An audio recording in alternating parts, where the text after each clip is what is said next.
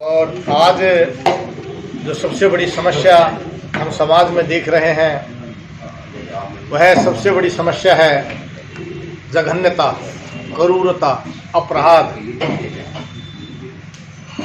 चाहे किसी आफ्ताब के नाम से हो, चाहे किसी पत्नी और पति ने मिलकर के उसके दोस्त को ख़त्म किया हो, या कहीं ऑनर किलिंग के नाम से पिता के द्वारा पुत्री का और उसके शवों को इतने विभत्स रूप से काटा गया है या रौंधा गया है या जलाया गया है कि हृदय कांप उठता है। ये समस्या मात्र लव जिहाद की नहीं है, ये समस्या आम हम घरों में देख रहे हैं।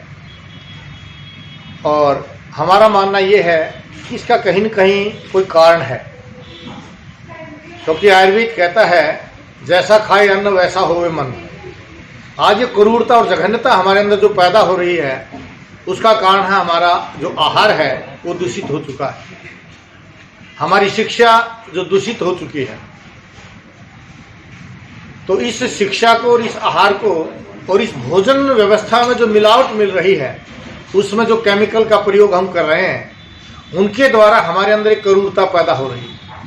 और सबसे बड़ा प्रारंभिक जो कारण है, जो WHO की गाइडलाइन का हम प्रयोग करते जा रहे हैं कि कुपोषण को दूर करने के लिए, खून की कमी को दूर करने के लिए जो मेडिकल की दवाइयाँ बनाई जाती हैं, एलोपैथी की दवाइयाँ, उनका मैं सबसे बड़ा प्रभाव मानता हूँ, ऐसे मेरे शास्त्र कहते हैं।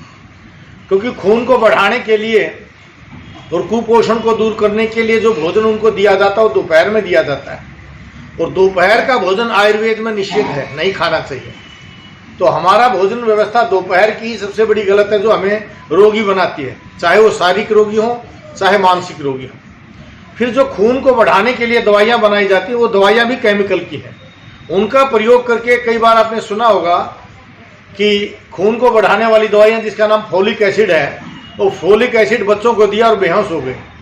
आज बहुत बड़ी वो घटना मिल रही है, क्योंकि उन दवाओं के प्रभाव के कारण जब बच्चा और माँ उसको प्रयोग कर रहे हैं तो बच्चा भी क्रूर बनता जा रहा है, असहनशील होता जा रहा है, और माता भी असहनशील होती जा रही है। तो वहाँ मेरा मानना ये है कि अगर हम बचपन से ही प्रारंभिक शिक्षा में ही जो आयुर्वेद की पुस्तक है उसके कॉलेज बनाना एक अलग बात है, लेकिन अगर उसको प्रारंभ में ही पढ़ा दिया जाए, बच्चों की शिक्षा में लागू कर दिया जाए, 10वीं तक बच्चे को अगर आयुर्वेद का ज्ञान करा दिया जाए, क्योंकि आयुर्वेद में लिखा हुआ मानव शरीर का निर्माण कैसे होता है, प्रकृति क्या है, शरीर का निर्माण कैसे हुआ और भगवान क्या है। जब आप इस भगवान के बारे में समझ जाएंगे कि शरीर का निर्माता कौन है, तो हमारे मन में ये संशय नहीं रहेगा कि ये खुदा कौन है, गॉड कौन है, या हम किसकी संतान हैं। क्योंकि हम विचलित क्यों होते जा रहे हैं? विभिन्न धर्मों ने, विभिन्न संप्रदाय ने एक अलग अलग व्याख्या दे करके कि भगवान का ये अवतार है, भगवान ने ऐसा कहा है, अल्लाह ने ऐसा कहा है, कुरान में ऐसा कहा है। इस तरह से उन्होंने मनुष्य को भ्रमित कर दिया है, क्योंकि हम वास्तव में प्रकृति से बने हुए हैं। ये आयुर्वेद कहता है पंच महाभूत से हमारे शरीर का निर्माण है, कोई अलग से सृष्टि का रचयिता या भगवान नाम की कोई चीज नहीं है। जहां पंचभूत का हमने ज्यादा प्रयोग कर लिया, शुद्ध और सात्विक रूप से प्रयोग कर लिया, चाहे वो आहार के द्वारा था, चाहे वो व्यवहार के द्वारा था, चाहे वो शिक्षा के द्वारा था, सात्विक रूप से जिस आहार का प्रयोग किया गया, उस आहार से जो मानसिक विकास हुआ, उस मानसिक विकास से हमने अगर सात्विक आहार का प्रयोग किया तो हम दयालु बन गए, मानवता के हितैषी बन गए, एक दूसरे की सेवा करने वाले बन गए, सबके बारे में सोचने वाले बन गए। लेकिन जहां हम मांसाहारी बन गए, वहां हम एक दूसरे को मारने वाली बातें करते हैं, काटने वाली बातें करते हैं, निर्दयी हो जाते हैं, क्रूरता अंदर पैदा होती है, वासना पैदा होती है, जिनको हम कंट्रोल नहीं कर पाते। तो अगर हम इसके लिए महाभारत का एक दृष्टांत मैं आपको बताता हूं। सरसैया पर लेटे हुए थे, तो उसने कहा पितामह सबसे बड़ी समस्या ये है कि मैं कलयुग में आ गए हैं, मैं कलयुग में लोगों का कल्याण कैसे करूंगा, क्योंकि कलयुग में तो कहते मार काट बढ़ेगी। तो भीष्म पितामह ने बहुत ही अच्छा उसका अर्थ दिया था कि समय से युग नहीं आता, अगर राजदंड का 99% प्रयोग कर दिया जाए तो समझो आपका सतयुग आ गया। राजदंड का मतलब जो राजा के कानून है, राज कानून है, उनका पूर्णतः पालन कर दिया जाए, समान भाव से पालन कर दिया जाए और समय पर कर दिया जाए तो इसका नाम सतयुग है। अगर इसका 75% कर दिया जाए तो इसका नाम द्वापर है, और 50% कर दिया जाए तो ये त्रेता है, और 50% से नीचे जब दंड का विधान है तो उसको कलयुग कहते हैं। तो हम ये सोच करके अपने आप को दूर नहीं कर सकते भी कलयुग आ गया है, क्योंकि राजदंड का अगर सही समय पर और ऐसे करूर जघन्य अपराधों पर अगर सीधा मृत्युदंड से आने वाली जो जनरेशन है या आने वाला जो आजकल हम देखते हैं, पहले किसी के मुख पर वो तेजाब फूंक डाल दिया लड़की पर या उसको जला दिया गया, उसके साथ व्यभिचार किया गया, अगले दो खबर आती है क्योंकि उनको दंड ही नहीं मिला। अगर उनको उसी समय पर एट द स्पॉट दंड मिल जाता और वो भी ऐसा मिलता कि रूह कांप जाती, शायद अगला ऐसा कोई करूर अपराध या जघन्य अपराध करने का उत्साह नहीं करता और ये समस्या हमारी समाधान हो। और समस्या का समाधान करने के लिए आज हमें इतिहास में पढ़ा दिया गया, बाबर ने क्या किया, हुमायूं ने क्या किया, अंग्रेजों ने क्या किया।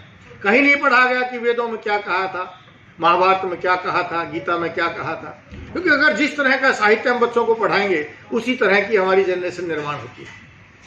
तो हम तो सरकार से यही डिमांड करते हैं कि इस जघन्य अपराध पर मृत्युदंड से कोई कम का, चाहे वो रिश्वतखोरी का है, चाहे वो जमाखोरी का है, चाहे वो मिलावट का है या इस तरह के अपराधों का है, तो उसमें कठोर से कठोरतम दंड यानी मृत्युदंड का विधान होना चाहिए कि आने वाली उसकी रूह तक कांप जाए कि ऐसा करेंगे तो ये हो जाएगा। जैसे अभी सुन रहे हैं कांड को कि उन सबको बरी कर दिया गया, सोचते हैं किसी दबाव में छूट जाएंगे या कभी किसी वर्षगांठ पर हम छूट जाएंगे, तो उनके हौसले बुलंद होते जा रहे हैं। तो कानून को स्टिक बनाना चाहिए, जल्दी से प्रयोग करना चाहिए और समान भाव से करना चाहिए। और जहां हम आने वाली जनरेशन को सुधारना चाहते हैं वहां सरकारी स्कूलों खोले जाएं, शिक्षा पर सरकार का कंट्रोल होना चाहिए और सबको मुफ्त में शिक्षा देनी चाहिए। और उसमें भी आयुर्वेद जो है, आयुर्वेद हितोपदेश बोलते हैं, जिसमें आपको खाना पीना रहना और स्वस्थ रहने का एक तरीका सिखाया जाता है, उसको 10वीं तक सभी बच्चों को पढ़ा दिया जाए।